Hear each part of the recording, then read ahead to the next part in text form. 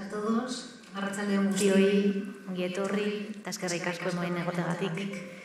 Muchas gracias por estar aquí acompañándonos en la 12ª edición de las jornadas de autores organizadas por la Asociación de Escritores de Euskadi, Euskadi Idazleen Elkartea, gracias al apoyo del Departamento de Cultura del Gobierno Vasco y de CEDRO como patrocinadores, a la colaboración de la Sala BBK, que nos acoge en esta estupenda sala, y a la Biblioteca Foral de Vizcaya, el Gremio de Editores de Euskadi y la Universidad de Deusto. Bajo el título Entre el gag y el chiste, abrimos estas jornadas intentando entender las diferencias entre hacer reír en el cine y en la literatura. Veremos si los chistes funcionan igual en todas partes y épocas.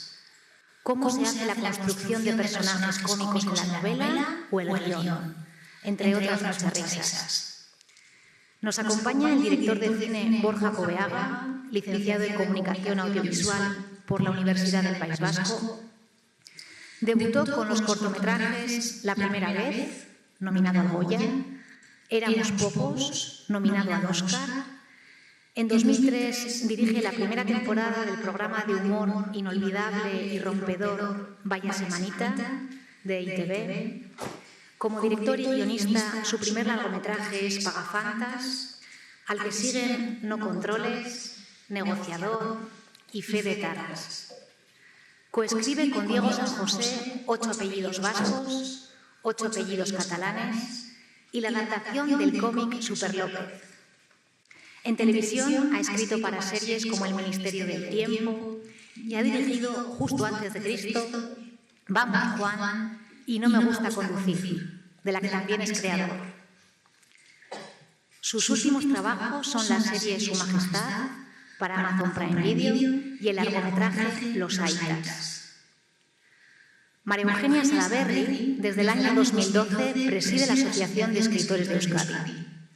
Además de escritora, es guionista y productora de cine, periodista y compositora de canciones. Ha escrito numerosos documentales y los guiones de los siguientes largometrajes: Calor y celos, Marujas asesinas, Locos por el sexo, El extraño anfitrión, La buena hija y La matanza, entre otros. En 2020 recibió el Premio Miquel de Honor Cinebi. Sus últimos éxitos literarios son el Premio Cucha Ciudades en Sebastián por su obra teatral Lejos de Cafarnaúm. Y en 2023 ser finalista del Premio Nadal por su novela Llegó con la tormenta. Les modera el periodista Chema Gutiérrez, con 20 años de experiencia en numerosos medios de comunicación. Desde 2011 está presente en los informativos de Onda Vasca, aunque sigue colaborando en algunos programas de ITV. Sus podcasts son valorados como uno de los mejores momentos de la radio. Les dejamos hablando. Eskerrik asko.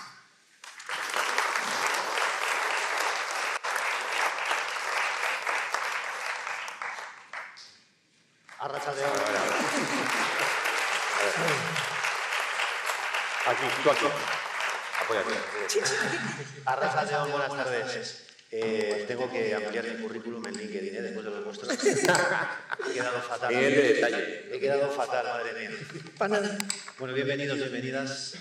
Yo tenía una especie de guión mental, porque trabajo más por intuición que por papel, pero con estos dos figuras, como son Borja y María Eugenia, pues yo creo que va a ser un convidado de piedra, así que vamos a dar rienda suelta un poquito a la improvisación. Venía un poco en plan, Borja, negociador, lo que voy a hacer es pagafantas en esta tertulia. María Eugenia, qué placer. Cuántas anécdotas, ya estabas contando algunas ahí fuera, por eso creo que yo voy a estar aquí absolutamente actor secundario. Para hablar del humor, que se nos da muy bien en sus distintas formas. Es muy importante, no se les suele decir en los currículums oficiales de ambos, pero yo creo que es muy importante destacar que, por ejemplo, María Eugenia, entre otras muchas cosas, es que a mí este detalle de su biografía me apasiona. Ha sido letrista de canciones de Mónica Naranjo. Sí. Eso no se dice, claro, La tormenta, Llegó la tormenta, Marujas asesinas y letrista de canciones de Mónica Naranjo. Y Borja Coveaga, que sé que no tiene problema en recordarlo, ha sido o fue realizador de programas como Gran Hermano Y esto ya es para los muy frikis de la tele como yo, confianza ciega. Que para que no lo recuerden, era una especie de precedente prehistórico de la isla de las tentaciones. Era exactamente eso. Que yo entiendo que hay que empezar por algún sitio. Pero vamos, me dio muchísimo material cómico. Sobre todo, sobre los abismos del alma humana. O sea, 3 ediciones, hermano, ¿eh? La segunda, tercera y cuarta. Yo entré justo cuando echaron al Yoyo. Hombre, o sea, no pude ver, pero sí que por lo menos como realizador, uno de los momentos que retraté es que hice que ganara Sabrina en la segunda edición. Porque nos dimos cuenta de que había una gallina, tenían un corral de gallinas en Gran Hermano, en Guadalix. Y había una gallina ahogándose en la piscina. Avisamos por megafonía de que se estaba ahogando. La única que se levantó fue Sabrina. Y fue a hacer el boca a pico, o sea, cogió la gallina. Esto fue así, o sea, cogió la gallina. Ganó por eso. Y ganó por eso, porque iba a ganar Fran, sino que iba a estar en pata siempre. Un extremeño. Sí. Entonces, cogió la gallina, la puso boca abajo, cayó un chorro de agua. Luego hizo el boca a pico y luego la envolvió en la toalla y estuvo con la gallina así toda la mañana. Se levantó, el que era su liga en ese momento, no me acuerdo cómo se llamaba. Y dijo, ¿y te has levantado con una puta gallina? Le dijo. Y claro, le expulsaron inmediatamente. Yo estaba ahí.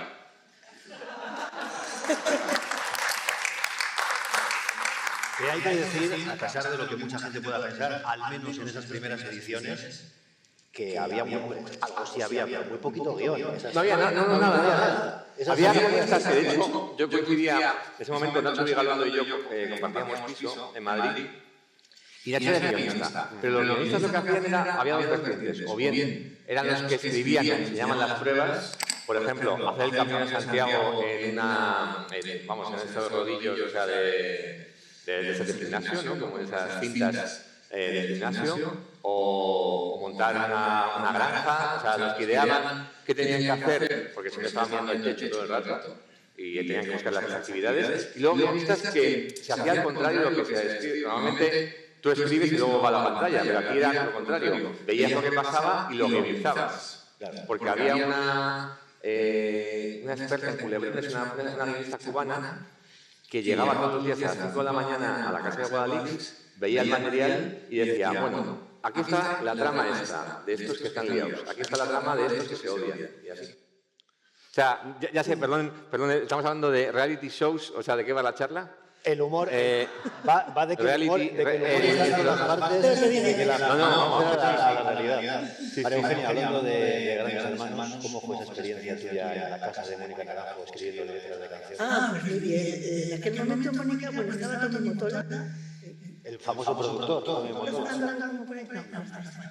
Y estaba Tommy Motola entonces, y querían hacer de Mónica una especie de Cristina Aguilera, que Cristina Aguilera en Estados Unidos es la requetipera, ¿no? Y pretendían hacer eso con ella.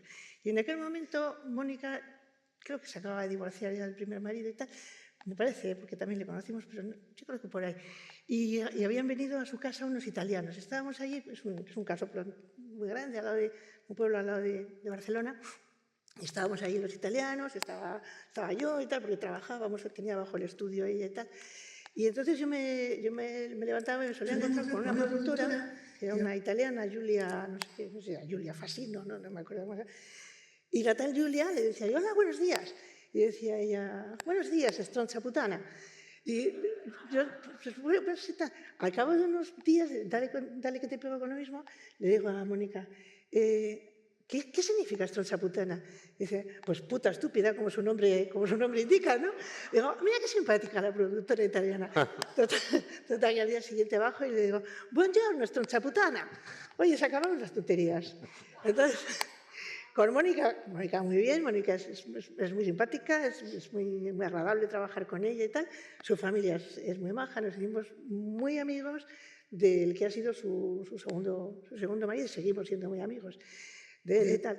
Y bueno, el que estaba más contento era mi marido, Javi, porque tenían una piscina tremenda, fantástica, vaya. Y entonces, Javi, mientras nosotros currábamos y tal, Javi estaba todo el día en la piscina, tumbado ahí en esto. Y la madre de Mónica le llevaba gin tonics y cubatas o no sé qué.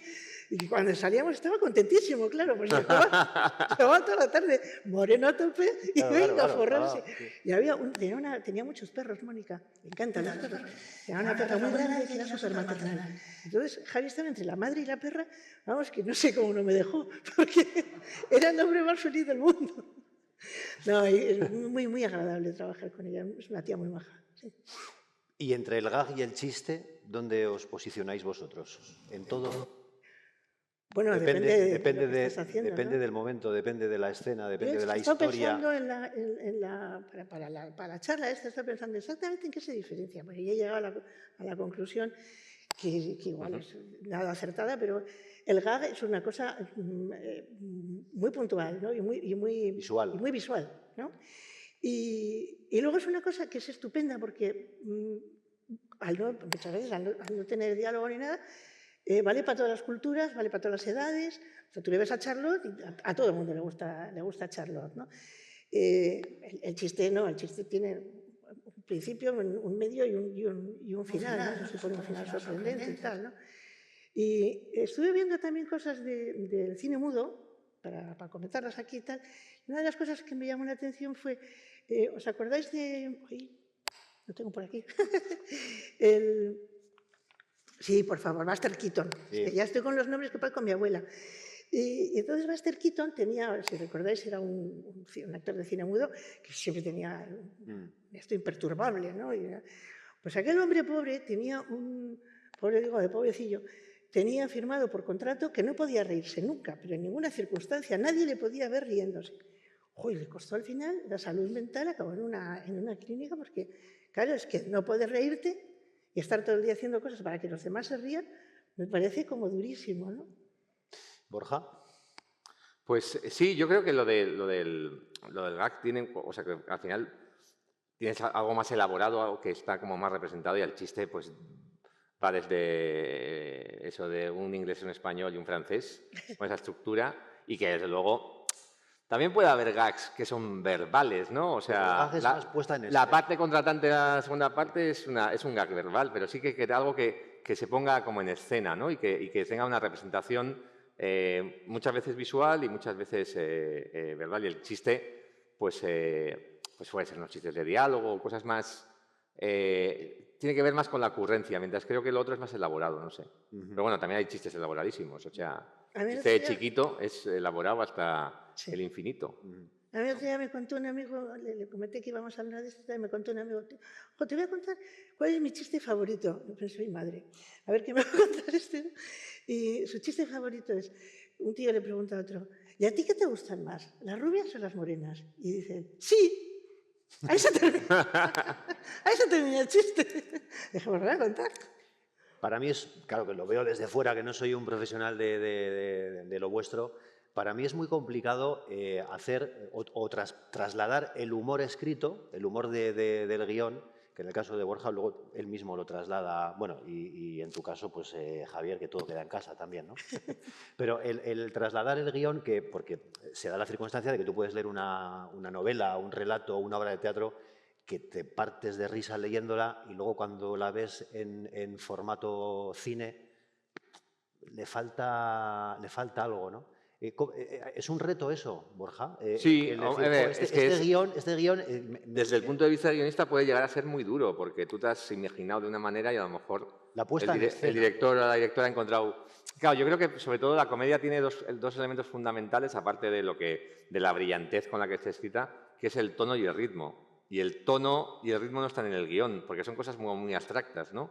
Tú con el mismo guión puedes hacer dos películas completamente diferentes, exactamente el mismo guión, porque depende del tono de los actores, depende lo que subrayes, depende también el ritmo, ¿no? O sea, no significa que hacerlo... Eso siempre se dice, ¿no? Que si no funciona, hazlo más deprisa, y a veces no. Hay comedias que son lentísimas, o sea, que justamente van de la pausa, ¿no? Pero creo que... Bueno, es la razón por la que Billy Wilder se hizo director. Era guionista y odiaba cómo lo trasladaban sus guiones a pantalla. Odiaba a Mitchell Leisen, por ejemplo, lo quería matar. Y en vez de matarlo, se puso a dirigir sus guiones. Pero sí que es verdad que claro, desde la perspectiva de cómo te lo has imaginado, porque claro, uno cuando escribe, yo creo que lo que sea, pero bueno, yo que escribo guiones, sí que lo visualizas. Pero ¿te ha pasado que haces tú mismo con Diego, esta escena lo va a petar? Sí. Y luego lo trasladas al rodaje, al rodaje ya, la película ya estrenada, postproducción, etcétera, y dices, qué sosa nos ha quedado. Sí, o la escena o la película también entera. Pero sí. A ver, Fernando Castells, que es un guionista argentino, es el guionista del Hijo de la novia ha hecho un montón de películas, dice que cuesta el mismo esfuerzo escribir un éxito que un fracaso. Y cuesta exactamente lo mismo. No sabes qué ha pasado, porque tú has puesto la misma ilusión y todo eso. Porque a posteriori, lógicamente, puedes hacer el análisis de esta película no funcionó por todo eso, pero vamos, cuando estás haciéndolo, difícil es que no pienses que te va a salir igual que la otra, porque pues eres la misma persona, le has puesto la misma ilusión y todo eso. Entonces, sí que es verdad que claro, que esto es un juego de expectativas, cómo crees que va a quedar y cómo queda finalmente, y a veces pues tienes la suerte que queda mejor, normalmente porque un actor lo ha elevado, o sea, eso creo que siempre me ha pasado que ha quedado mejor de lo que yo pensaba, es porque de repente un actor lo ha clavado, y eso me pasa, por ejemplo, trabajando con Carlos Areces, que eleva el material muchísimo. Pero hay veces donde ves que no ha quedado como debiera y le falta chicha. Pero es verdad que creo que como guionistas buscamos como cierta matemática, intentar que todo pues tenga un orden dentro del caos, porque es muy difícil reproducir, si has tenido un éxito, el siguiente, pero es muy ingobernable, es muy difícil.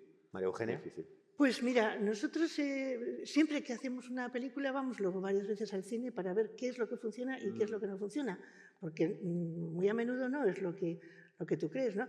Pero de lo que yo he vivido, lo más desconcertante fue cuando estábamos en Tokio y fuimos a ver Marujas asesinas. Entonces, bueno, primero los letreros estaban puestos como en vertical, no entendíamos un pimiento ni nada, entonces, pero nosotros conocíamos muy bien la película y sabíamos. Ahora es cuando viene donde la gente ja, oye, nada, ni para atrás. Pero en cambio, en cosas súper serias, no entendimos nada de los japoneses, de por qué se reían ni por qué no se reían. Bueno, al menos se reían. Bueno, sí, pero se reían a destiempo, o lo que yo considero que era a destiempo. Hombre, siempre está bien reírte, ¿no? Pero en los momentos más raros. No creo que no les entenderé nunca. Y nunca me contratarán, desde luego, para hacer una película. Bueno, tu guión más celebrado, y que entiendo, Borja, que te habrá ayudado muchísimo a pagar muchas facturas, el de 8 apellidos vascos. Ya con los marroquíes no te pillaron. No. Ahí ya no te pillaron. No, ese fue un caso curioso, que no sé si lo sabe. Rodaron una película que se llamaba Casi una familia, y cuando la fueron a estrenar dijeron, es que esta película no sabemos si va a tener éxito. Tendría éxito si además hacemos 8 apellidos tal.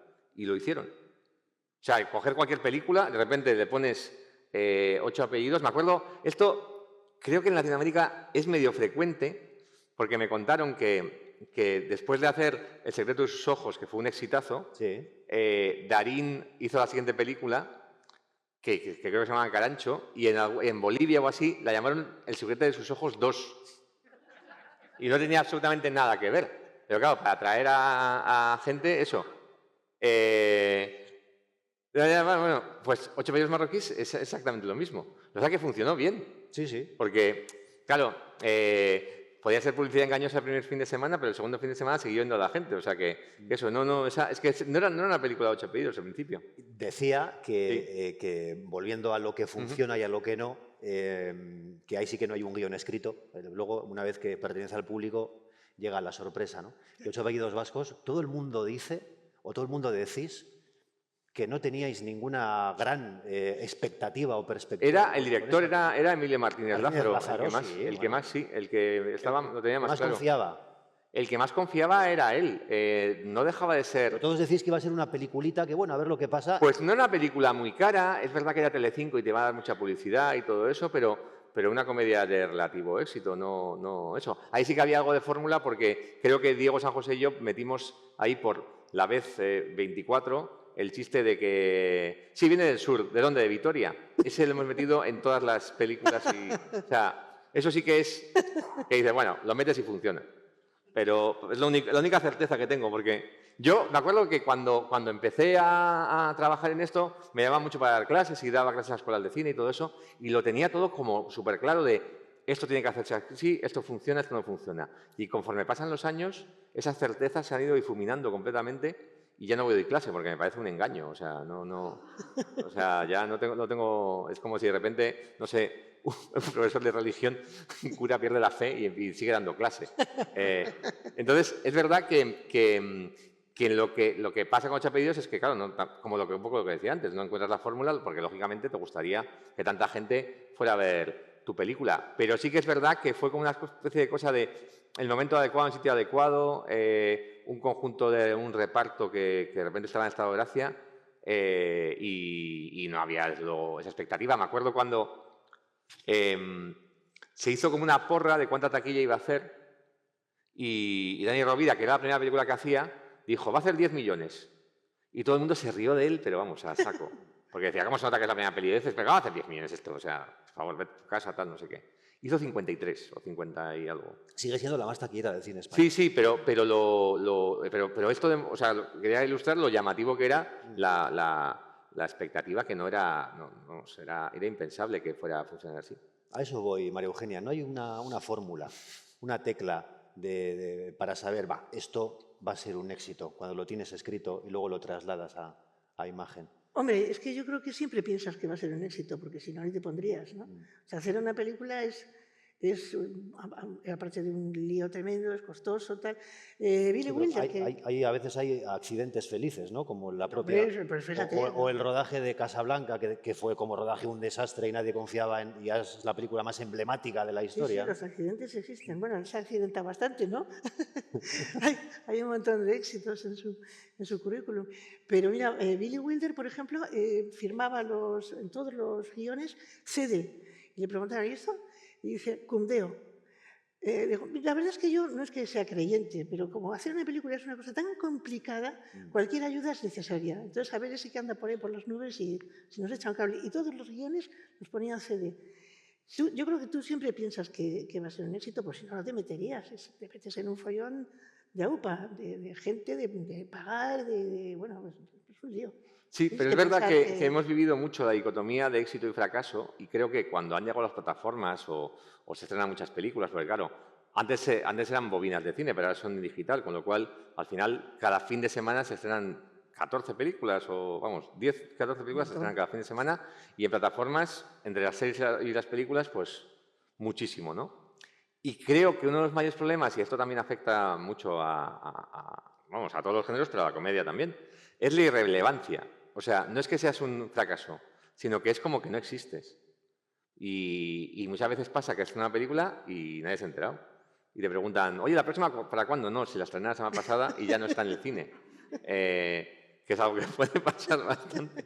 Pero sí que es verdad que esta cosa de la irrelevancia es duro, porque hay muchos directores o cosas flipados así que dicen, es que a mí me amas o me odias. No, es que ni te aman ni te odian, no saben quién eres. Claro. Y es que creo que es una de las cosas del volumen de cosas que hay de material o de esa dichosa palabra llamada contenido, la cantidad de contenido que te llega, pues es verdad que no se enteran. Y la cantidad de gente que se ha metido, me refiero ahora no de directores, sino de productores, la cantidad de gente que se ha metido porque les parece que es una maravilla hacer cine y tal, y que se han dejado todo, o sea, la casa, han perdido la casa, han perdido todo lo que tenían. Y encima la película, como muy bien dice Borja, es que no la conoce ni su padre, ¿no? Eso es durísimo, es que hacer cine no es... Sí, aparte que creo que pasa un poco, hay algo que dice Víctor García León, el director y guionista, que me gusta mucho, que es, hacer cine no es un derecho, sino un privilegio. Me refiero a que hay una cantidad de gente, pues eso, ¿no? En la época de eso, cuando decía que era profesor y todo eso, que veías que quería, pues alguien si se matriculaba en una escuela de cine y sus padres se dejaban un dineral, creía que ya tenía el derecho a hacer una película que se viese y todo eso. Pero creo que no es así, de que deberíamos estar agradecidísimos de poder hacer todo eso y que alguien vaya a verlo. Pero sí que es verdad que no sé, que la cantidad de opciones de ocio que hay, la cantidad de opciones dentro del propio audiovisual que hay, de verlo en cine, verlo en tu casa, todo eso, es inabarcable. Con lo cual, como dice María Eugenia, la verdad es que para hacer una película tienes que tener cierta resistencia física y mental, que es complicada. Una ilusión a prueba de bombas. Y si desde luego la película no trasciende, pues es lo más habitual. O sea, es que se recuerda, o sea, es que al 95% de las películas les pasa. Claro. Enrique Y los libros ni digamos. No, Y los libros ya... Tú siempre piensas que estás haciendo una cosa que está estupenda, pero luego hay que pelear, ¿no? Hay que pelear, o ni merece la pena pelear, porque ya ves que no hay tu tía, ¿no? Sí, te metes en una burbuja un poco fuerte cuando, por ejemplo, a mí me pasaba cuando estaban las primeras películas que decía, joder, estás como 2 semanas dando entrevistas, estás en la prensa, te da la impresión de que solo se habla de tu película, y es mentira, en el mundo exterior no existes. ¿No? Y es verdad que yo me acuerdo de estrenos de pelis mías vamos, el típico estreno de la Gran Vía de Madrid, que se caía el cine abajo de la risa y todo eso, y al día siguiente en las salas donde la gente compraba entrada, bolas de heno y grillos. ¿Ha cambiado mucho el humor desde que empezasteis a hacer los primeros guiones ahora, 2025? Porque yo estoy haciendo un repaso así mental de la historia del cine, del humor en la historia del cine, desde los citados clásicos del cine mudo, Chaplin, Harold Lloyd, Buster Keaton, las screwball comedy de Howard Hawks o Cukor o Lubitsch, yo qué sé, la gestualidad de Jerry Lewis, las películas de Ozores o de Alfredo Landa, los Zaz con Agárralo como puedas, Aterriza como puedas, etc. Las comedias neoyorquinas de Woody Allen, claro, son diferentes formas, pero en todas, más o menos, en un sitio o en otro, de una forma o de otra, te ríes, te lo pasas bien, sonríes, tal. Pero ahora se habla mucho de, esto a ti, Borja, te lo han dicho 1000 veces, con Vaya Semanita, los límites del humor y tal, ¿no? ¿Ha cambiado mucho el humor en los últimos años? Hombre, ahora yo creo que las películas, aquellas casposillas de chicas desnudas, y, bueno, semidesnudas y tal, aquello no creo que ahora funcione, pero no lo sé. No lo sé, igual resulta que la gente en casa las ve. Las películas de Ozores funcionaban. A mí el que me encantaba era Summers. A mí Summers me gustaba muchísimo, ¿eh? Era estupendo. Sí. Y también había cosas de, pues no sé, de Mariano Ozores que me hacían muchísimas gracias. Tenía un humor tan surrealista, tan loco, ¿no? Pero yo creo que sí que ha cambiado la forma de percibir la ironía, ¿no? El sarcasmo o el humor también, ¿no? Sí, la verdad es que bueno, por lo menos en lo que creo que está pasando aquí ahora, pensando en pues lo que puede pasar en Euskadi o en España en cuanto a series o películas y cosas de esas, hay una cosa que a mí, si me dicen qué me pasa cuando empecé, pues cuando empecé a hacer Pagafantas, si me dicen, no, el humor de autor, el humor de autor solo puede ser un poco pretencioso, pero por lo menos el humor que no es el remake de la comedia francesa del año, es decir, el humor que proviene de una vivencia personal o que generas tú, que lo escribes o diriges y todo eso, el humor de autor se va a hacer en la tele y no en el cine. Porque en el cine, ahora mismo, pues, serán todo el rato remakes. Yo me acuerdo, las navidades pasadas había 4 comedias en cartelera y las 4 eran remakes de película francesa, italiana o lo que fuera. Y es verdad que el cine, hacer una comedia en cine, de igual manera que hace 30 años o 40 era muy fácil porque veías que estaba Mujer salvaje de un ataque de nervios o La corte del faraón o El amor perjudica seriamente la salud. Veías como que eran comedias muy comerciales, pero que encima tenían pues cierta calidad y eran comedias, guiones originales, ¿no? No eran la copia y la fotocopia, y creo que en ese sentido Ocho apellidos vascos tiene mucha culpa. Es como lo de Nobel, que creó la dinamita y luego hizo los premios para compensar. Pero es verdad que había esas comedias de autor, comedias populares de autor, que tenían éxito y todo demás. Ahora mismo, pues no encuentras una transposición de eso. No se hacen comedias así. Y si se hacen en la tele. Pues eso, las hace Diego San José, o las hace Berto Romero, o las hace Leticia Dolera, o Juan Cabestany. Pero de repente, pues eso, ves Vergüenza, mira lo que has hecho, Celeste, y dices, bueno, pues esas series son como herederas de esa comedia personal, ¿no? Más que de autor, yo diría que son comedias personales. Y es curioso, y es un ejemplo, porque lógicamente podemos hablar de cómo evoluciona y cómo de repente ahora ves la nueva Agárralo como puedas y dices, ¡ay! No es lo mismo. Ya. A mí Cabestany me gusta mucho, pero el que vende realmente es Torrente, ¿no? Sí. O sea que, no sé, no van muy bien las cosas cuando es así, ¿no? Claro. Yo estaba pensando, tú, por ejemplo, Borja, todas tus películas, bueno, con mayor o menor repercusión, las que has dirigido, vamos a ceñirnos ahora en esas, han tenido éxito, por ejemplo. No diría yo eso, no para nada. ¿Cuál No, a ver, yo voy a contar una anécdota sobre la segunda. O sea, Pagafantas, rodada aquí al lado, todo, Sí. sí que tuvo éxito, fue bien. No pero Controles, hicimos, no. no controles. Mira, no controles, te voy a contar algo que ya demuestra que. Me parece divertidísima, ¿no? Sí, no, eso, vamos, a veces no tiene nada que ver. O sea, hay comedias que son muy exitosas y son cero divertidas. Pero es verdad que No Controles es una de las películas que más me felicitan porque a la gente le hace mucha gracia el personaje Julián López, Juan Carlitos, pero No Controles lo que pasó. No Controles se estrenó un 5 de enero, o sea, una víspera de Reyes. Y me acuerdo que yo estaba solo en mi casa, o sea, estaba como solo y de repente me lleva Diego San José y me dice, oye, ¿has visto esto? Y me habla de que acaba de salir Twitter, ya, o sea, no era X, era Twitter en ese momento, y venía el top provisional de las películas en taquilla, ¿no? Había un tweet que te decía número 1 tal, número 2 tal, no sé qué, o sea, todo así. Con lo cual ya podías saber antes del lunes, que era normalmente cuando te llegaba la taquilla del fin de semana, ya podías saber el viernes por la noche cómo ha ido más o menos. Y me acuerdo que Pagafantas se había estrenado el mismo fin de semana que Ice Age, Transformers, y entró la tercera o cuarta, que era bastante de nivel. Y con No Controles decíamos, bueno, por lo menos en las 6 estaremos y cosas así. Y de repente me llama Diego y me dice, oye, que no estamos en el top 10. Y de repente me meto en la página web que me dice y veo que el 10 era Sammy la Tortuga. Sammy la Tortuga era una película de animación belga que no había tenido ninguna publicidad de nada, o sea, no tenía ni idea de que existía y que, por supuesto, estaba por delante de nosotros en taquilla, tampoco haciendo mucho, porque estaba a la 10, tampoco era un gran éxito. Entonces, desde ese momento, Sammy la Tortuga pasó a ser el símbolo del fracaso de No Controles. Porque es verdad que, claro, es que al final el éxito o fracaso se basa en las expectativas, ¿no? Sin embargo, Las expectativas, yo creo, eso. claro, pero vale, en taquilla fue fatal. Pero el éxito, es que el éxito es muy relativo. Pero es que No claro. Controles, yo creo que es un poco, yo la metería en la categoría un poquito de peli de culto, años después. Pero eso ya es una cuestión tremendamente subjetiva y todo eso. Ese es el dato de Sammy la Tortuga. Ese es el dato que te puedo dar. Pero es verdad que, claro, lo del éxito es súper relativo. Por ejemplo, a mí siempre me decían, por ejemplo... Porque Juan Carlitos es un personaje que Ya. forma parte de la galería de vuestros personajes. Yo creo que es el mejor personaje que hemos escrito, sin ninguna duda. Pero sí que es verdad que, por ejemplo, la siguiente película, que era Negociador, es que Negociador, que era una comedia muy negra y era una película muy pequeñita, fue placentero hacerla desde el principio hasta el final.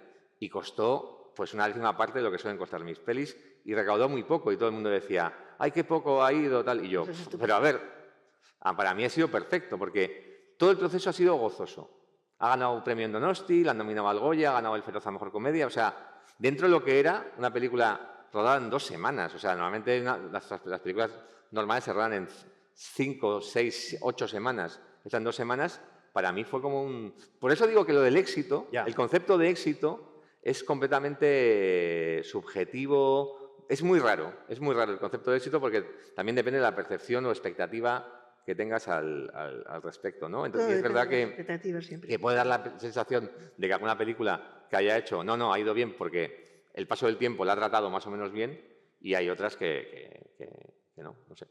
Menciona Borja Negociador, bueno, está también, por supuesto, Fede Tarras. Ay, a mí me encantó Fede Tarras. Bueno, es que ¿Me gustó? Fede Tarras ¿Cómo me tiene gustó? momentos absolutamente hilarantes. Maravillosa. María Eugenia, Están todos bien, además. Ahora que está muy de moda eso de decir, bueno, también es verdad que desde cierto espectro ideológico, que ahora no se puede decir nada. Que yo creo que sí se puede decir, lo que pasa es que ahora con las redes sociales todo el mundo opina y te llega su opinión, ¿no? Bueno, normalmente suelen decir que no se puede decir nada a los que no paran de decir. Y muchas chorradas también. Claro. No, es que hace poco ha pasado también, ¿no? en Televisión Española, ¿no? Que llegó una, bueno, no voy a dar ni nombres ni nada, ¿no? Pero llegó allí a armar un cirio de esto porque es que no se puede decir nada. Y lo estaba diciendo. Bueno, en la 1, con un índice de audiencia altísimo, la estaba oyendo todo el mundo, dijo unas tonterías tremendas, pero yo es que los que se quejan de que no se puede decir nada, bueno, es que además hay determinadas cosas que no se deben decir. O sea, hay cosas machistas, cosas ofensivas, cosas, mierdas. Mejor que no se digan. Dicen, mejor que no se digan, pero no es verdad, se siguen diciendo. O sea, que esas historias no se puede decir nada, no se va a poder. Sí. Es que igual lo que tú dices no interesa, o mejor si te lo callabas. Aparte que lo dices. O sea, Pero que no se puede decir nada diciéndolo. Cuéntalo no en se tu puede decir casa. nada, lo dicen. Claro, pero en tu casa, cuenta en tu casa, mira, en paz. Borja. No, es que había una cosa... Claro, nosotros hicimos una serie para Amazon hace poco, Diego y yo, que se llama Su Majestad, que en realidad, claro, no era exactamente, no es sobre sobre la realeza, los Borbones, no son los Borbones, pero sí que Ana Castillo hace un trasunto de Victoria Federica, Froilán, una mezcla, un poco Estefanía de Mónaco, siempre yo tenía ese referente, pero que claro, no hacíamos la familia real porque queríamos inventarnos y tener más libertad y que los hechos nos atasen, ¿no? O que por lo menos no tuviéramos que seguir la crónica de sucesos de Froilán, que hubo un momento en que era... Es que una misma semana en que hubo una redada en un after sauna prostíbulo un poco raro, con cocaína rosa, Y le pillaron. y el mismo día su hermana destrozó con el coche todos los retrovisores de la calle Serrano. O sea, entonces era inseguible, no podía seguir. Pero sí que había un episodio... Era muy tentador eso. Ya, pero bueno, claro, no puedes ir al dictado de... No puedes ir a... Por eso siempre, cuando haces una parodia de algo muy exagerado, pues de un programa del corazón o cosas así, queda como raro, porque claro, la realidad supera la ficción siempre, ¿no? Y es verdad que cuando hicimos Su Majestad, traía un episodio muy concreto que era especialmente, pues eso, que intentábamos hablar de cosas pues había una inauguración en año judicial donde al final se iban de juerga a emborracharse los jueces de la Audiencia Nacional y todo eso, iban al piso picadero del rey a meterse farlopa, o sea, cosas así que dices, esto no se puede. Y fíjate que no ha pasado nada, ha sido decepcionante. Ha sido muy decepcionante que no ha pasado absolutamente nada. Ha dicho la gente, qué gracioso, qué sobrada, guau, esto. No, o sea, no se ha llamado la Audiencia Nacional, no ha pasado absolutamente nada. Entonces, que te digan, yo, desde luego, estos chistes creo que hace 20 años difícilmente se podrían haber hecho, y no te digo yo en el franquismo, porque claro, además normalmente estos que echan la cuenta atrás, es como cuando dijo Abascal a Pedro Sánchez que era el peor gobierno en 80 años. Yo decía, madre mía.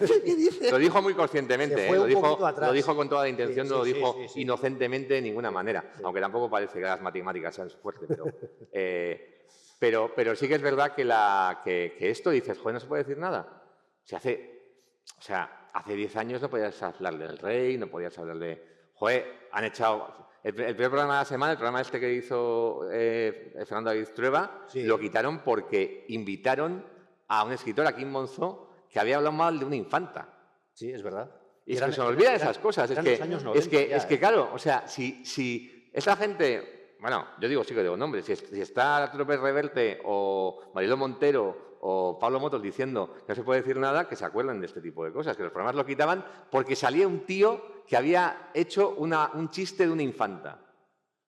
Si eso es libertad, vamos, vaya, no sé. Que hay como una memoria selectiva, ¿no? Y hay una nostalgia absurda, ¿no? De eso de, no, es que antes la gente se podía comprar un piso y tenía un trabajo fijo y también pateaba homosexuales por la calle y metía en la cárcel a gente por opinar de diferente manera. O sea, esa nostalgia de mierda, perdón. Esos son los que se quejan de que no se puede decir nada. Exactamente. Claro.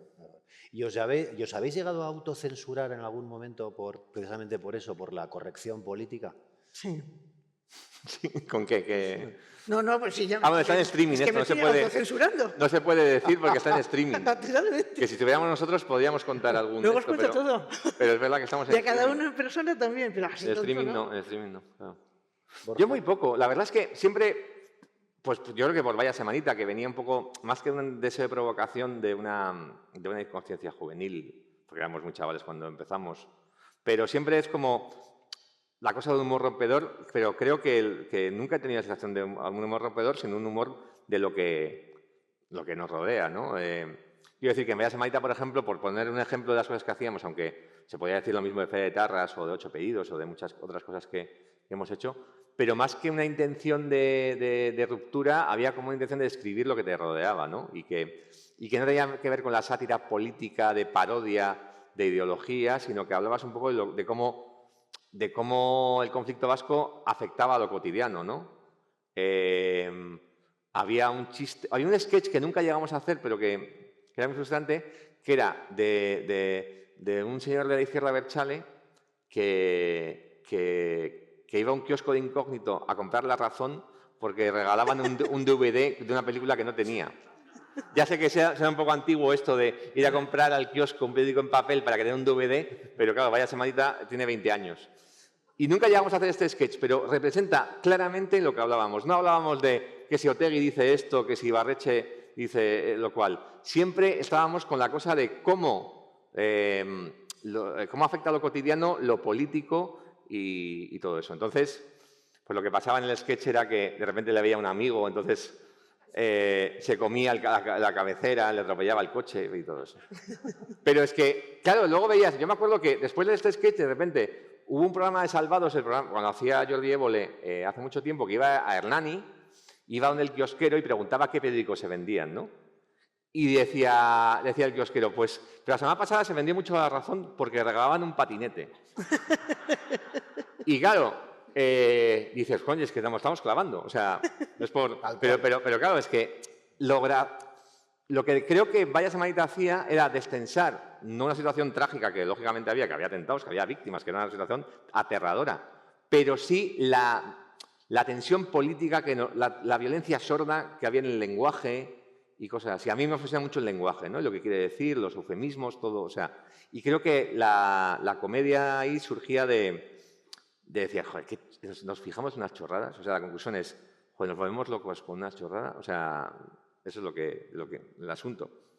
Y lo mencionaba, creo, antes también Borja, María Eugenia, qué importante es el tono y el ritmo. Sí, claro. El ritmo no significa ir rápido. No. Es un ritmo. Porque luego hay humores más, pues por ejemplo, Negociador. Negociador es una película que tiene un tempo pausado. Quiero decir ¿cómo mides tú como escritora para escribir comedia, humor, ese tempo, ese ritmo? ¿Cómo se consigue que fluya todo un poco? Bueno, vamos a ver, una cosa que yo soy escritora también de otras cosas, bueno, como ya... Bueno, de hecho, en novelas has tirado por el thriller. Sí. Pero, por ejemplo, una cosa que me sorprende a mí mucho, bueno, me sorprendió en su día cuando empecé con los guiones y tal, era que había muchos libros sobre cómo hacer películas, sobre cómo hacer guiones, y también no hay libros sobre cómo hacer novelas. Ahora ya sí, ahora ya hay de todo, ¿no? Pero hace unos años yo decía, pues qué raro y tal, ¿no? Entonces, bueno, pues sí hay unas pautas que las tienes que conocer, porque si no te metes en un versal que luego no vas a saber sacar adelante, ¿no? Pero el ritmo es algo que yo creo que le tienes que tener tú interiormente, cómo va en qué personaje no sé, te centras más o lo que sea. Si no, no creo que se pueda... O sea, no creo que es una cosa técnica. Me estoy explicando mal. Pero No, creo que es algo que no es técnico, que es algo más... Es muy intuitivo, ¿no? Eso es. Y que no te van a decir aquí, sube y baja y tal. Te lo van a decir, pero bueno, tú sabes que no ese es el momento. Otra cosa es que luego aciertes o te equivoques, porque siempre que tomas una decisión corres el riesgo. Pero hay una técnica, aplicáis una técnica concreta a la hora Es que para mí escribir humor es muy difícil. Por ejemplo, yo mencionaba antes las screwball comedy de los años 30 de Howard Hawks. Siempre ves en un gag o en una secuencia que había 3 golpes de humor seguidos, ¿no?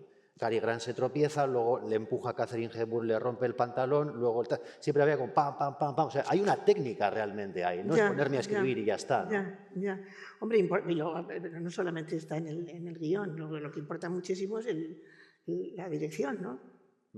Bueno, Howard Hawks lo que hacía precisamente... ¿Cuál, perdona? Howard Hawks, hablando de técnica, de cómo clavar casi hasta la fórmula, Howard Hawks lo que pasaba cuando hacía una película y no le gustaba el guión, cogía e imitaba la que había hecho antes. Si uno ve a todas las horas de La Feria de mi niña ahí con el vestido, eso pasa también en su juego favorito, que es exactamente igual, pero con una variación. Y si uno ve Río Bravo, El Dorado y Río Lobo, ve que es exactamente lo mismo, porque a mitad de película dijo, esto no me funciona, voy a pillar ya lo de antes. Y luego, quiero decir que también había como una especie de confianza en lo que funciona y todo eso muy, muy bestia. Y luego también, sabiendo que el diálogo salía natural si estaba como muy pegado a la realidad. Entonces, lo que hacía Howard Hawks es que por la mañana hablaba con su mujer y luego cortapegaba los diálogos y se los ponía a Lauren Bacall. O sea, quiero decir que en realidad era un tipo muy técnico, muy técnico y muy espontáneo, pero al fin y al cabo era un pionero. Es un tío que había empezado a hacer películas mudas en los años 20. O sea, quiero decir que en realidad también había como mucho oficio. El oficio es una cosa, pero creo que la intuición y el criterio y todo eso es algo que viene con el oficio. Y luego las cosas también van cambiando mucho. Mira, contaba Teo Uriarte que cuando entró en la cárcel, bueno, pues estuvo los años que estuvo y tal, y cuando salió, cuando no se podía decir nada, efectivamente, entonces sí que no se podía decir lo que no se debía, y cuando salió de la cárcel fue a un cine y vio una película y le pareció absolutamente desconcertante. Y luego ya estuvo preguntando y tal a los amigos y le dijeron, sí, es que ahora la cosa es así. O sea, cuando Teo entró en la cárcel, en las películas se veían lo que pasaba y era lo que estaba pasando. Cuando salió, ya lo que tú estabas viendo, luego se descubría que no era así. Es decir, que las cosas nunca son, en el cine actual me refiero, las cosas nunca son lo que parecen. Y se quedó completamente asombrado. Y yo creo que es que se ha cambiado también la mentalidad. Somos mucho más desconfiados de lo que eran nuestros abuelos, ¿no? Y eso en el cine también se plasma. Claro. Y un guión, tampoco voy a decir malo, pero bueno, justito, regularcito, ¿se puede mejorar llevándolo luego a la pantalla con, pues eso, con una puesta en escena, con un montaje adecuado, con unos buenos intérpretes, con un Resines o con un Javier Cámara Estoy convencida. o Areces? ¿Se puede salvar los te muebles? Pueden mejorar o te pueden... Tenemos por aquí un actor que está por ahí, Juan Viadas, es uno de esos tíos que la cosa brilla cuando te la dice Juan, pero también te la pueden hundir. Sí. O sea, pues para nada es el caso de Juan, por favor, no te lo contrario, ¿no? Pero no, claro, unos buenos actores, pero y una buena fotografía, una buena música. Es que no solamente es un guión, el guión, pues hombre, tú haces lo mejor que puedes, pero luego hay cosas que lo levantan, o al revés, o que te lo hunden, pero como el Titanic, ¿no? O yo, eso creo. ¿A ti te han mejorado, ¿a ti te han mejorado guiones? Sí, cámara, algún Gorka Ochoa. director. Sí, a mí, pues ponía antes el ejemplo de Carlos Areces, pero también podía hablar de Gorka Ochoa, Javier Cámara o Ramón Barea. Vamos. O Ramón Barea, muchísimo. Pero sí que es verdad que he hecho algunas series porque muchas series son como muy de tramas secundarias, varios personajes y todo eso, pero creo que casi todas las series que he escrito son de un personaje que le sigues mogollón, ¿no? En No me gusta conducir, por ejemplo, era Juan Diego Boto todo el rato. En Vamos Juan era Javier Cámara todo el tiempo y Ana Castillo también, en Su Majestad, que pasan en la pantalla el 90% del tiempo, ¿no? Y creo que para sacar adelante eso, no solamente de resultados, sino también de proceso, necesitas un actor brutal. Porque yo no me imagino situaciones como, por ejemplo, cuando hacíamos la de Juan Carrasco, que era la de Javier Cámara, que hacía de político y todo eso. A veces tenía, pues días que tenía 10 páginas de guión, que él hablaba de las 10 páginas, 9 páginas y media. Y venía y te lo clavaba.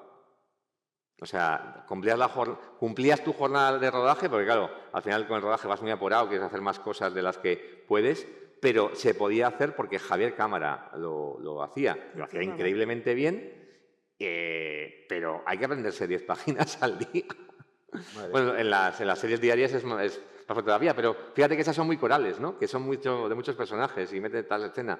Entonces, la misma sensación he tenido con Juan Diego Boto o Ana Castillo, que digo, estos se suben a la chepa una serie y la tiran. Y es verdad que te equivocas ahí de actor y me ha pasado una serie donde había 2 protagonistas y había una que no, y creo que una de las razones por las que la serie no acabó de funcionar era por ese actor. Sí. ¿Y adaptar un TVO como Super López?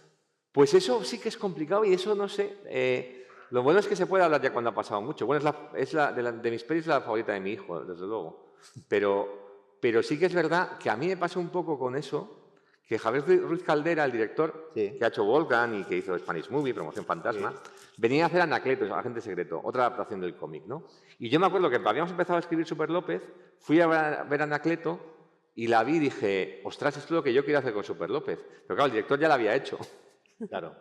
Entonces, yo me imaginaba algo más, un pelín más adulto y de repente, pues Super López, claro, por eso le gusta a mi hijo, que acaba de cumplir 9, pero la primera vez que la vio fue con 6 años o algo así.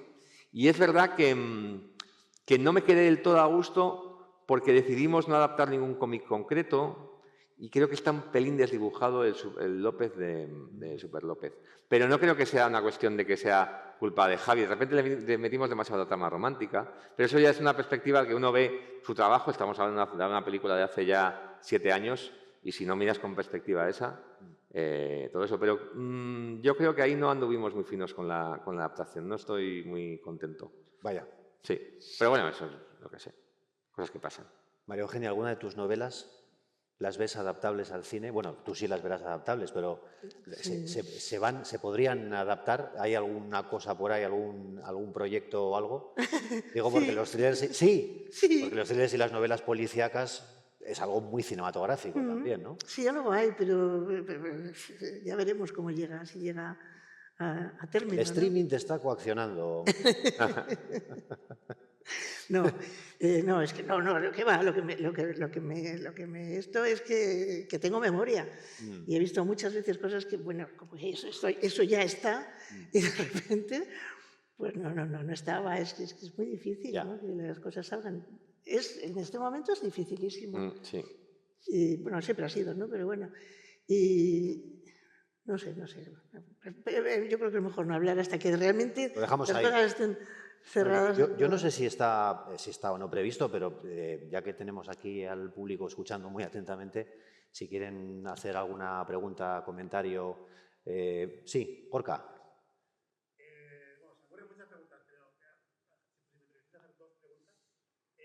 Luego la repetimos por aquí para la gente que... Sí, está... eso, para el streaming. Sí, eso. Por un lado, que hablabas antes, Borja, de contenido, ¿no? De plataformas y de oferta que hay, digamos. Pero hay una variante también en el humor, que es también el tema de las redes sociales. Mira, hay un Gorka, micrófono mira, ahí. un micro. Sí. Ahí, perfecto, gracias. Decía que eso, que hablabas del contenido, la cantidad de oferta que hay con las plataformas, etcétera. Y hay otra vertiente, digamos, que es el tema de las redes sociales, ¿no? El TikTok, el YouTube, los podcasts incluso, ¿no? Que también hacen mucho humor y también ocupa parte, no sé si llamarlo mercado o del tiempo que consumimos los espectadores, ¿no? Que un poco cómo veis eso como creadores de comedia. Y por otro lado, otra pregunta más enfocada más el proceso creativo, es si cuando sentáis a escribir, que vamos a escribir cosas de comedia, surge la comedia o vais pensando, tengo que escribir una comedia y ahora voy a hacer una comedia, o fluye. No, yo creo que yo cuando me siento a escribir ya tengo pensado lo que voy a hacer. Otra cosa es si luego me sale bien. O sea, quiero decir, si estás haciendo una comedia, sabes que estás haciendo una comedia.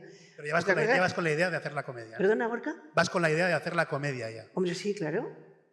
Sí. Otra cosa es que hagas, pues no sé, pues hay momentos estoy pensando ahora en Hitchcock, por ejemplo, ¿no? Hay momentos que son de una comicidad y tal, cuando la película realmente no va de comedia, ¿no? Pero tenía esa cosa, aportaba más. Esa socarronería. Sí, claro. y hay escenas. No, y hay muchos géneros que contienen comedia, afortunadamente. Claro, o sea... Pero a mí sí que me pasó, por ejemplo, una vez me puse a escribir un corto de terror y me quedó comedia. Eso o sea, que es como que... La cabra tira al monte. No, es que es como estás escribiendo, ves un ahí. camino, de repente aparece alguna cosa ahí y tiendes a la cabra tira al monte, efectivamente. Pero es verdad que, claro, al final se llamaba Pepperoni, que es un título de comedia, no terror. Pero bueno. Y en cuanto a lo que decías de otros géneros, yo siempre, o sea, creo que tienes que estar suficientemente abierto. A mí algo que siempre me había gustado era, por ejemplo, contratar actores como, pues, Julián López de Muchachada, la primera película la hizo conmigo, el Resto de Sevilla lo mismo. Y es verdad que a veces no eran vasos comunicantes, ¿no? Es decir, que de repente decías, por un lado, ahí nos estás haciendo sketches en Paramount Comedy, ¿y qué tienen que ver estos con el cine? Pero veías que en el cine americano esto de tener cómicos que venían de stand-up o venían de los sketches, al final, pues de Saturday Night Live han salido algunos de los mejores actores cómicos de la historia, ¿no? Y creo que con esto pasa un poco lo mismo, ¿no? O sea... pues puedes decir, este tío tiene una gracia particular y de repente solamente ha hecho teatro. Así descubrieron a Dani Rovira. Dani Rovira fue Emilio Martínez Lázaro a verlo porque la hija de una directora de casting era súper fan de sus monólogos, ¿no? Y entonces Emilio fue al teatro a verlo y, venga, este tío es buenísimo, contratado. Pero creo que sí que hay que tener el ojo puesto ahí, porque si no te estarías perdiendo algo bastante fuerte. Y claro, y lo mismo que puedo hablar de vídeos de TikTok o de otra cosa, es decir, que por un lado, sabiendo que no es el mismo lenguaje, pero sí que tienes que estar un poco abierto a lo que se hace. Ahora mismo, creo que además a raíz de la pandemia y todo eso, todos los podcasts de radio que se hacen en directo, pues están en la ruina y todo eso, son unos exitazos brutales, porque en realidad la gente quiere como la experiencia, ¿no? No se quiere quedar en casa simplemente oyéndolo, sino que ir a un teatro y compartir. Porque hay una cosa que no hemos hablado, pero que creo que es fundamental, y es que una comedia en una sala como esta es mejor que en tu casa, porque la risa es contagiosa. Claro. Y yo creo que un factor de éxito de 8 Pídeos Vascos es que Telecinco consiguió meter el primer fin de semana a las salas llenas, porque esa película, si la ves solo en tu casa no te ríes nada, pero si de repente hay un señor con una risa aguda, tal, te matas de risa. Y es que una comedia es mejor verla con gente. Eso... Yo en casa me río. O sea, yo no soy lo típico que estás en casa así serio y dices, no, jaja, qué gracioso. O sea, yo me río de verdad. Pero me reiría mucho más si estuviese en una... No soy como Vigalondo, que me acuerdo viendo una película suya en el Festival de San Sebastián, era el que más se reía de los chistes. La había escrito él. O sea, eso era increíble. Viendo Extraterrestre de Vigalondo... Era muy divertida, que justo estaba Areces y Julián Villagrán, que luego ha hecho Superstar con él haciendo a Arlequín. Es que, pero la veía él en el Cursal y se mataba de risa. Y era como, pero no tienes vergüenza. No tienes ninguna vergüenza. Mira, un tío que tenía mucha gracia, fíjate, estoy hablando de los años, pues era Muñoz Seca. Sí. Y es que he traído una cosa, pues, a mí me hace una gracia tremenda y por eso lo he traído, para compartirla. Bueno, fue una cosa de un prolífico alucinante, porque es que hizo, me parece que era como 208 obras de teatro. No, Muñoz Seca es, si no me equivoco, el de La venganza de Don Mendo. Es el de La venganza de Don Mendo, que por cierto luego lo llevó Fernando Gómez. Yo trabajé con Fernando Gómez, mira, y lo llevó al cine y por cierto, maravillosa, una adaptación maravillosa, ¿no? Pues lo que ocurrió con Muñoz Seca es este cambio de lo que hablaba Borja, ¿no? De algo que empieza de una manera y termina de otra totalmente inesperada, ¿no? Vivía en una casa, Muñoz Seca, bueno, que había unos porteros, una pareja y tal, y resulta que murió primero el portero, luego murió la señora, la portera, y quedó el hijo. Y el hijo le pidió a Muñoz Seca a ver si no le importaba hacer unos versos para poner en la tumba de sus padres y tal. Muñoz Seca le dijo que sí, y entonces hizo los siguientes versos para ponerlos aquí. Fue tan grande su bondad, tal su generosidad y la virtud de los dos, que están con seguridad en el cielo, junto a Dios. Bueno, esto corría como a 1900 y pico y tal, y entonces era preceptivo que la curia diocesana diera el bien a los textos, ¿no? El visto bueno. El visto bueno, efectivamente, era la palabra que buscaba.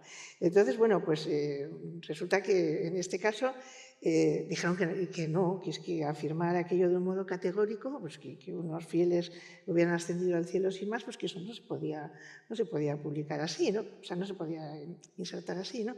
Entonces Muñoz Seca rehizo el verso y lo remitió a la curia y decía: fueron muy juntos los dos, el uno del otro en pos, donde va siempre el que muere, pero no están junto a Dios porque el obispo no quiere. Nueva carta de la curia y tal, el obispo, bueno, tras recriminar al autor, que como, por favor, ¿cómo puede decir esas cosas y tal? Pero es que la verdad es que decía el obispo, es que ni siquiera es voluntad de Dios, porque Él no decide nuestro futuro, ¿no? Es nuestro libre albedrío el que nos lleva al cielo, ¿no? Y tal. Y entonces ya Muñoz Seca, ya viendo que había que rematar la faena porque aquello no iba a ningún lado, escribió otros versos que decían: vagando sus almas van por el éter, débilmente, sin saber qué es lo que harán, porque desgraciadamente ni Dios sabe dónde están. Es grande, ¿eh? Es grande, Muñoz Seca. Sigue siendo grande. Gorka, se ha contestado a tu pregunta. Sí, muchas gracias y gracias por la charla, ¿no? por cierto, que ha estado muy interesante. Vale. ¿Alguien más quiere comentar algo? Aprovechar ahora ahí al fondo. Ahí al fondo. Te llevan el micro, sí. Hola. Hola, María Eugenia. Hola. No te veo, pero hola. Soy Amalia. ¡Ah, hombre, por Dios! Hola, cielo. Quería saber qué parte... Es que yo te conozco hace muchos años. Y entonces, bueno, sé cómo es, que eres, o sea, súper alegre, súper tal y cual. Pero ¿cómo haces para escribir cosas que son tan serias y tan pues, yo qué sé, de teatro, de no sé qué, que son tan serias y que son temas duros y luego, pues no sé, ser de otra manera o... Es que ya sé que no me entiendes porque ya sabes cómo soy. No, sí te entiendo, sí te entiendo. No, sí te entiendo. Los demás no, porque tú sabes cómo soy yo. Muy bien, Amalia, estás acertada. Pero sabes lo que te quiero decir, ¿no? Sí, perfectamente, sí, sí. Pero es que yo creo que todos llevamos dentro muchos. No solo lo digo de los que están en los manicomios y tal, todos somos muchos, ¿no? Todos somos, ¿no? Y llevamos yo soy muy gansa, ¿no? Stephen King es un cachondo. Pues ya te digo. Ya ves lo que ha creado y lo Por que ha ejemplo. Y entonces yo soy muy, fíjate desde cuando me conoces tú, desde tan chiquitinas, ¿no? Y yo soy muy gamberra, eso ya lo sabes, pero luego también hay cosas que realmente me las tomo en serio, porque hay cosas en la vida que no te queda más remedio que tomártelas en serio. O sea, no es que no te quede más remedio, es que debes tomarte en serio determinadas cosas porque son serias. Sí, pero tú te tomas en serio las cosas y las escribes tomándotelas en serio. Pues yo qué sé, pues como el teatro del señor este y tal y no sé cuál, pero sigues como siendo tú, como, o sea, que si a ti que si tú lo explicas, pues, o sea, es como alegre, como... ¿Sabes lo que te digo? No tengo ni idea. No tienes ni idea. Parece mentira que me conozcas. No, pero sí creo que sé por dónde vas, sí creo que sé por dónde vas. Pero es lo que yo lo veo así, que llevamos dentro muchos. Entonces hay cosas que son efectivamente para comedia, lo ves clarísimo. Situaciones en la vida. No sé, estás en el metro y estás viendo algo que dices, esto es descacharrante. El otro día estaban en urgencias, que me he metido un tortazo tremendo y voy con esta cosa y tal. Y es que había situaciones que eran, pero de reírte, que no te puedes reír porque el que está en urgencias desde luego no está para que te rías de él. Aunque a mí me tocaron dos médicos que estaban totalmente borrachos y viéndome absolutamente, venían de cenar y llevaban una tajada de UPA. No olían, desgraciadamente, porque si no me hubiera dado cuenta antes. Pero me miraron el pie, luego me miraron la cara, que estaba como un mapa, como ahora estoy totalmente maquillada, ¿no? Les dio un ataque de risa, pero como hay Dios en cruces, pero de verdad, unas risotadas. Yo pensaba, estuve a punto de decirles, oye, estáis drogados, ¿no? ¿Pero qué coño os metéis? No tiene acceso fácil a... Hombre, no. Claro. Pero vamos, decía... A drogas ilegales, además. Pues bueno. Y entonces, pues ahí en las urgencias, es que si un día no tienes de qué escribir, vete a urgencias, porque es que es acojonante. Ay, no iba a decir una palabra. Ves unas cosas fascinantes, ¿no? Desde cosas que son, pero de una comicidad total, absoluta, hasta de repente cosas verdaderamente trágicas. Había una conversación entre una señora y su cuidadora que no sabías muy bien si era una tragedia o era una comedia, porque dependiendo de qué ángulo lo vieras, pero se tenían un odio la una a la otra, era fascinante. Y cuando ya se la llevaron dije, pero qué faena, pues si estás aquí, tengo dos personajes que son dos bombas, ¿no? ¿Cómo se odiaban esas dos mujeres? No, es que es verdad que estamos todo el rato rodeados y a mí me encanta. Mi mujer ya, o sea, dice, deja de robar, ya. Porque claro, de repente lee guiones y dice, pero esto... ¿A quién se lo has levantado? Sí, porque me acuerdo que justamente hablaba de Héctor García León, que ha dirigido un guión que he escrito con él. Una de las cosas que dices, uy, está mejorado esto, se llama Altas Capacidades y va de padres buscando colegio. Y claro, yo en el momento que estaba escribiendo estaba buscando colegio también. Y haciendo las visitas pertinentes de que las apuntaba a los 3 cerca de casa y todo eso. Y claro, ese material sacamos. Pero claro, a mí me encanta, por eso decía, el lenguaje, ¿no? Y cuando oyes a gente, por ejemplo, yo tenía un alumno de estos de la escuela que en vez de decir etcétera decía viceversa. Y se lo metía a Carlos Areces en No me gusta conducir. Sí, sí. Pero es que el otro día, claro, es que por ejemplo decía, porque claro, esta práctica que tenemos que hacer de producción en la que participa dirección, guión y viceversa. Era como... Sí, sí.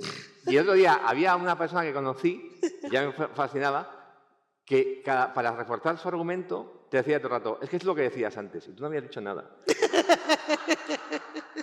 Es que es lo que tú decías. Y claro, yo en eso me quedo fascinado y ya tengo que metérselo a un personaje porque ya no puede... Hay que apuntar, esas cosas hay que apuntar. No, vamos, me acuerdo. O ya, bueno, lo que ya es el clásico, ¿no? Esa gente que dice, como digo yo, como si fuera una cosa peculiar. Como, bueno, esto es una locura, como digo yo. Como digo yo, este vaso, o sea, me vuelve loco eso. Mismamente. Pero muchísima gente, mismamente. Había otro que decía, y digo bien, pero como, bueno, tampoco te flipes. Pero sí, el lenguaje es como... sí, creo que una cosa es que tiene también mucho con lo musical, ¿no? Que a mí me gusta, sobre todo, escribir mucho diálogo y me lo paso muy bien escribiendo diálogo y cosas así. Y es tener oído, o sea, es tener oído pues como decías eso, de oído musical, porque ves unas cosas fascinantes, como hablamos es increíble. Los navajazos que se mete la gente hablando. Sí. Y luego siguen tan contentas y tan amigas. Sí. Que quedan dices, pero si le acaba de decir unas cosas que es para levantarte y cruzarle la cara. No hay nada, o sea, están tan acostumbradas ya, ¿no? Sí. Acostumbrados, ¿no? ¿Alguien más quiere añadir algo? Sí, Acercan el micro. Ahí está. ¿Comedia es siempre humor? ¿El ritmo de la comedia puede no ser humor? Yo creo que sí, ¿no? O sea, quiero decir que se ha hablado alguna vez incluso del poshumor o de la comedia negra. O sea, no hace falta ni siquiera irse al poshumor, de ese humor que incomoda, no tiene que hacer gracia. Pero creo que en el fondo sí que hace gracia. O la comedia negra básicamente te hace mucha gracia. Hablando de todo esto, de lo cotidiano, que hablabas de urgencias y todo eso. Ahora se va el 28, creo que acaba la exposición de mi tío Juan Carlos Seguillor, que está en la sala Recalde, no os la perdáis, y todo eso, que vamos, que yo he perdido... Yo he robado todo eso de mi tío, o sea, muchos chistes de Vaya Semanita y todo eso venían directamente de él. Juan Carlos era hilarante. Sí, es que era... Pero vamos, incluso cuando falleció, que ya fue hace ya 14 años, fue en marzo de 2011, yo me acuerdo que vino el de la funeraria a casa. Bueno, lo primero, era comedia ya, todo el rato era comedia negra. Era de la época que las teles grandes no existían, alguna existía, los plasmas y cosas así, pero mi tío se acababa de comprar una tele grande y de repente pasaba el enfermero, el de la funeraria y todo eso, y cada una, buenas tardes, joder, vaya plasma. O sea, joder, vaya plasma. Veía una tele así como de 40 pulgadas que llamaba la atención, ¿no? Y luego cuando vino de la funeraria, estaba explicando los modelos de ataúd y cosas así, y empezó a sonar el móvil y tenía de politono la música de Piratas del Caribe. Entonces estaban explicándote eso y sonaba pam, pam, para, pam, pam, para, pam, pam, para, pam. Entonces, claro, pensabas, y esto pasó con el fallecimiento de mi tío, y decías, bueno, es que está por todos lados. Y lógicamente es que es comedia. Yo creo que la comedia sí que es humor, o sea, porque tiene como las películas de terror, si te pegas un susto o gritas, o te saltas de la butaca, la comedia te ríes, y si no te ríes, pues a lo mejor no es tan Pero el comedia. contexto es muy importante. A mí me pasó cuando murió mi abuela, pues fuimos allá al tanatorio y tal, y fuimos mi hermano, mi madre, mi hijo, mi marido y yo, ¿no? Y mi madre y mi hermano dijeron que no querían entrar, que les daba así como mal rollo y tal, y entramos Javi, mi hijo y yo. Y entonces, pues habíamos elegido unas músicas y tal, y empezó ya a sonar la música. Y de repente aparece el dueño de la funeraria, viene, ya pueden perdonar, es intolerable, va a ir a la calle ahora mismo. ¿Pero de qué habla? Y dice, ¿cómo se le ha ocurrido? Pero está loco, ¿cómo ha puesto esa música? Ya pueden ustedes perdonar. Le digo, pero si la hemos pedido nosotros. Y dice, no, que le despido. Digo, que no la hemos pedido nosotros. ¿Cómo? Bueno, la música era Pretty Woman. Me pareció insoportable que en aquella... Bueno, total que... no sé, lo que voy a contar es un poco burro. Obviamente nos dejaron poner Pretty Woman, ya que queríamos, ¿no? Y salimos de allí, se lo conté, que estaban mi madre y mi hermano Juan Carlos en el coche, y mi hermano tenía mucha gracia. Les conté, fíjate, y tal, es que... Y dice mi hermano, pero María, ¿qué? En casa me llama María. Pero María, ¿pero qué música has puesto? ¿La barbacoa? ¿La barbecue? O sea, el contexto importa mucho. Importa. El humor con la muerte, que funciona mucho. Hombre, eso funciona siempre. Estaba oyendo y estaba recordando el funeral del miembro de Monty Python que murió, el de La vida de Brian. Sí, sí. Que el speech en el funeral de John Cleese era metiéndose con él, ahí con el ataúd, ahí, era un cabrón. Y luego cogieron, evidentemente, unas cenizas falsas y se tropezaron y se les cayó. Bueno, en fin, como decía, volviendo a Hitchcock, como decía que la duración de una película tiene que ser directamente proporcional a la resistencia de la vejiga humana. Yo creo que es buen momento para dejarlo aquí, en todo lo alto. Yo solo le voy a pedir a Borja que en algún momento de tu vida y de tu trayectoria, para vengarte, hagas un remake de Sammy la Tortuga. Es que ricasco. María Eugenia, qué ricasco. Qué ricasco. Gracias. Gracias. Muy bien. Mira, te ayudo. Sí. ¿Puedes? Sí. Bueno.